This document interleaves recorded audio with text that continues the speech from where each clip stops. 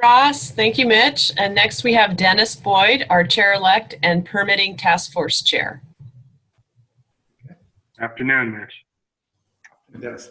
Well, we know you're aware from your previous comments that you are aware that the permitting process has been a huge and persistent issue in Hawaiʻi County, and it's happened for quite some time.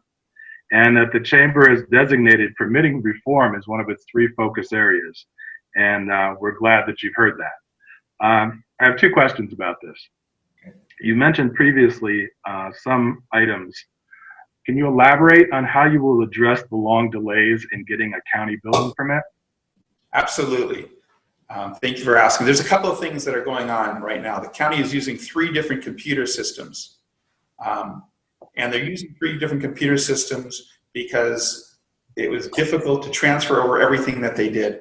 I think one of the first things you need to do with the systems is each one of these systems was run to mainland specification to be used by itself. If we cut our ties with the other 2, we have one system that people are looking at.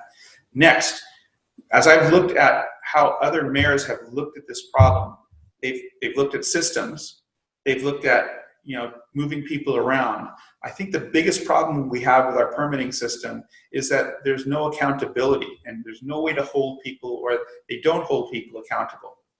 And so some simple inside policies that we put in place. We put in place a time limit. As a prosecutor, I have time limits. You should have time limits. Secondly, when you're dinging someone on their permit, you should be referring to the exact section of the law that you're referring to. And, you shouldn't have to guess where it is to find it. And one of the things that we've used is we've used local custom. And local custom is actually found in our laws and in our ordinances. And so we shouldn't be using that. We should be using the actual law or the actual ordinance. Next, we should be thinking like a contractor or a carpenter. Measure twice, cut once.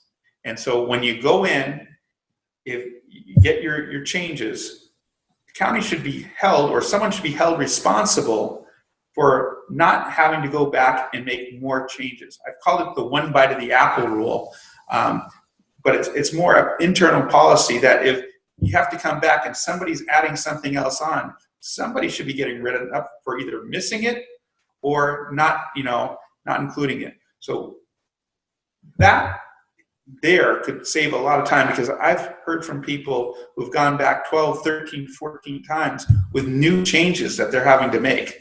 That doesn't make any sense. The other thing is, for our bigger projects, we should set up, especially housing, maybe a housing committee when you're going through the process for affordable housing.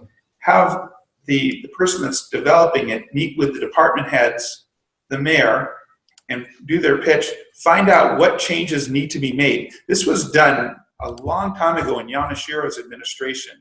And my understanding is they figured out what things that were going to be difficult. They made the changes there, and so they put those things through at one time. Finally, having a common sense, black and white, letter of the law interpretation versus the interpretations that our department has been coming out with, our departments have been coming out with, that really make it very difficult for a person who is starting a business or making changes to know that if you follow the law, that your permit's going to be approved. Everybody should be treated the same. And, if the rules are the rules, then you should know going in that it's going to get approved or it's not going to get approved. And it shouldn't matter if you're, a poor guy building a 1-bedroom house or a developer. Everybody should be treated the same as far as the rules are the rules, and this is how we're going to go forward. Well, I'm glad I asked. Thank you for that level of detail. Second question. The Chamber's formed a permitting task force to provide input to the county and to press for improvements in the process. What can you do to ensure that the community has a meaningful seat at the table in the discussion of permitting improvements? I love that you use those words, because that isn't exactly what I intend on doing, is giving that group a seat at the table. You know, I've sat on building code task force about 20 years ago, and what amazed me is we had a lot of meetings, and the mayor never attended any of those meetings. I think it's important that the mayor actually go to some of those meetings, especially where the decisions are being made, and not only have the mayor there, but the building, the public works head, as well as the planning department chair, head, director. And as these things are being recommended, the mayor should look and say, that sounds like a good idea. Can we do that? Or say, that's not going to work because, but let's figure out how to get those changes made quickly. And so there's a lot of commissions that the mayors never sit at. I think the mayors need to sit, and the mayors need to meet with people. Like I said earlier, one of my plans is to set up this group with all of the chambers and have representatives on a regular basis talking story. Thank you so much.